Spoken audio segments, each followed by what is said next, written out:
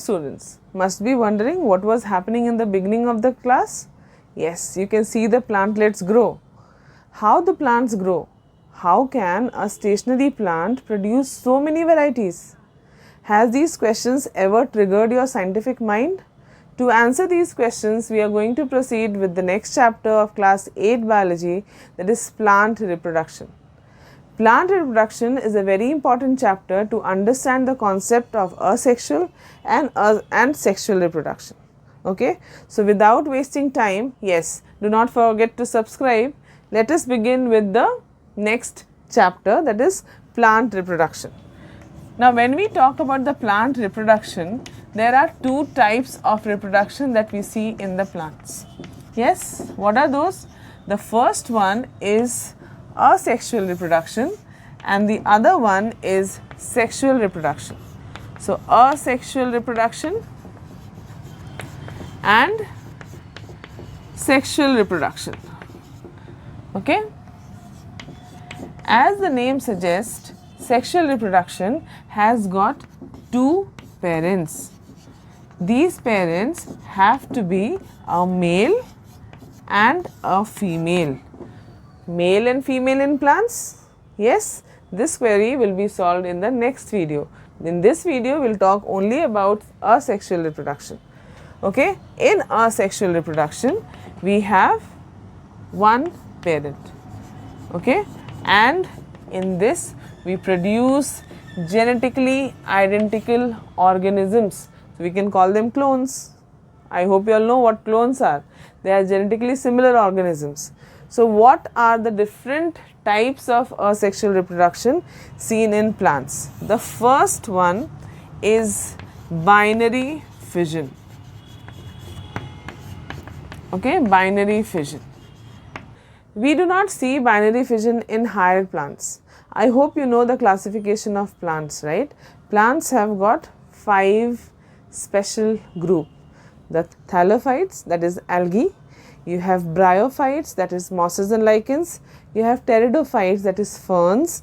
You have gymnosperms and finally the angiosperms. So, gymnosperms and angiosperms are the higher plants, but for the lower plants like algae, in algae we have chlorella, chlamydomonas. They show the asexual reproduction by the process of binary fission. Binary fission is a process where one cell divides into 2 just by splitting the nucleus. Okay. This is called binary fission seen in chlorella, chlamydomonas. Next step is budding. Budding is seen in yeast. Where is yeast used? Yeast is used in the bakeries and the breweries. What is a bakery? Where cake is made, bread is made, and what is breweries? Where the wines are made. Yeast is a fun-loving guy. It's a fungi and it reproduces by the process of budding. A small bud appears in the yeast body which later develops into 2 organisms. This is a method of asexual reproduction seen in yeast. Okay. Next we have fragmentation. Fragmentation. Now, fragmentation is seen in Spirogyra. Generally in Spirogyra what happens? It's a filamentous organism. So, it has got ribbon like chlorophyll also. So, it divides and each fragment develops into a new organism. That is your fragmentation. Next one is spore formation. Spore formation. Now, generally we see spore formation in pteridophytes, in ferns. So, when you have got a fern leaf, you will find that it has got black spots on the base of the leaf, which is called sori, not sorry, sori. So, sori helps in the formation of spore, and when the spore develops, this sori just opens up and releases the spore in the atmosphere, which is similar to seed in function, but very simple in structure. Okay. Sporulation is also seen in certain fungi. that is like rhizopus and all, where you have those black greenish type of growths on your bread. That is nothing but rhizopus. It's a kind of it's a kind of fungi. It also reproduces by sporulation or spore formation. And the last one is vegetative propagation. Last one is vegetative propagation. Now, when we talk about the vegetative propagation, we have to talk in little detail.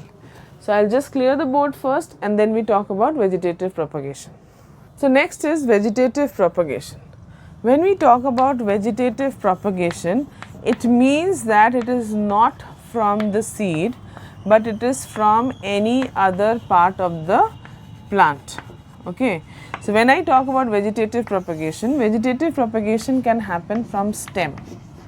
Now, stem, like you have ginger, which is called a rhizome, underground stem.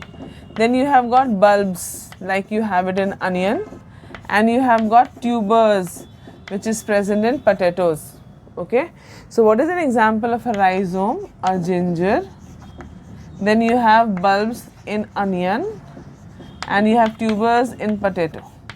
Now, you have to understand the difference between potato and a sweet potato, tapioca. Right? Sweet potato, it is the root which develops into a new plant. It is swollen and the storage of food happens in the root. But in case of potato, it's a stem. How will you differentiate between a stem and a root? In stem, you have got small nodes through which a new plant comes out. That is missing in the roots. So, in potato, if you see a potato, it has got small eye-like structures, right? These eyes later develop into a plant, correct? So, this is about stem. Next, we talk about roots. Roots, we see it in sweet potato, we see it in the beetroot, you see it in the carrot, radish, all can grow from the roots. So, this is roots, that is reproduction by roots. And the final one is the leaf. In certain plants, like you have bryophyllum, you have kalanchoe, In these case, you find out that there is a leaf and every corner of this lamina will develop into a plant, and this, when falls down on the ground, develops into the entire plant. Yes. Now, what is the benefit of vegetative propagation? It is a very fast process. You get the next plant in a very short period of time, not as compared to the seed. From the seed, if you grow the plant, the best example I can give you is lily. In lily, if you grow the lily flower from the bulb, you get the flower soon. But when you grow it from the seed, you may get the flower in the next season, that is in a year or two, right, till they develop the proper bulbs. So, this is the difference between a vegetative propagation and a sexual reproduction. It's a time taking process, but this is a very fast process. But there are certain negatives of vegetative propagation. What are those? Negative is that it produces clones. So, all the plants produced are genetically identical. So, if there is any kind of disease or problem persisting in the plant, it will go into the next generation. Finally, the yield and all also goes on decreasing with the vegetative propagation, right.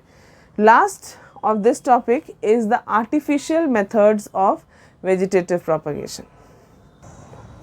Next is the artificial method of vegetative propagation. So, when I talk about the artificial method includes cutting. In this case, we have a stem, right. We just cut the different parts of the stem and we put it in the soil. Each stem will develop into a new plantlet. So, this is cutting, as we see it in the China rose case. In rose, so in China rose, we get the We can just grow the plant from the cuttings. Even bougainvillea, we can grow the plants from the cutting, right? Next one is the layering. In layering, what is done? You have a plant, a small plant. You just have to bend the plant to the soil, cover one part of it with mud and let the plant grow. So what happens, slowly and steadily it will develop roots. Then you can cut it out and this becomes a new plantlet. So this process is called layering. Next you have grafting. Next you have grafting. In grafting you have a plant which provides nutrition, but it has a well grown root system so that it can provide water to the growing plant. And the another segment which is taken is of the same shape of the groove that you have made. Okay, this which is taking the new transplant is called the stalk, right? And which is added on the stalk is the scion. It has got on. The scion is on the stalk. So then you just put it together, give a proper band-aid so it does not get infected by the microorganisms. It slowly you will find out that they will stick to each other. That is because of the presence of the lateral cambium. This is a very important question. Grafting is possible in the dicots but not in the monocots. The reason is the presence of lateral meristem or the cambium. Since dicots have cambium, grafting is possible. If there is no cambium, like in monocots they do not have cambium, so grafting is not possible. So this is all about the artificial method, cutting, layering, grafting. Now let us go to the lab. If you go to the lab, there is one more method which is called micropropagation. In micropropagation, you call it plant tissue culture. You can call it plant tissue culture. In this case, what happens? A small quantity of plant part is taken and it is grown on the artificial medium where all the nutrition and the hormones are provided to the plant. So a plant develops into a mass of undifferentiated cell which is called callus, mass of undifferentiated cell which has the capability to divide into the root system and the shoot system, that is a complete plantlet. Plant has got a very unique feature which is called totipotency. Totipotency means total potential to develop into a plant. So this is being exploited in the case of micropropagation. Is that clear? So now this callus develops into the plantlet and each small part, it can give rise to hundreds of plantlet.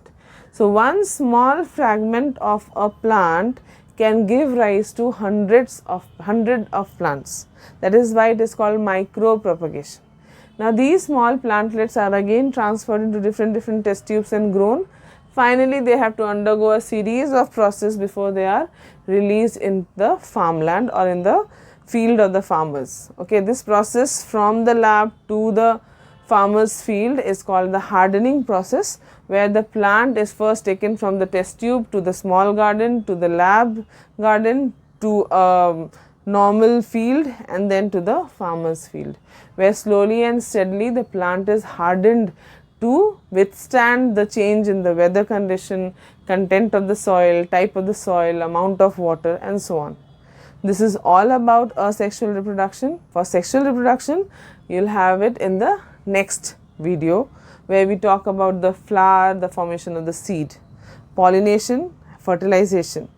So kindly be tuned, subscribe to be updated and happy learning children.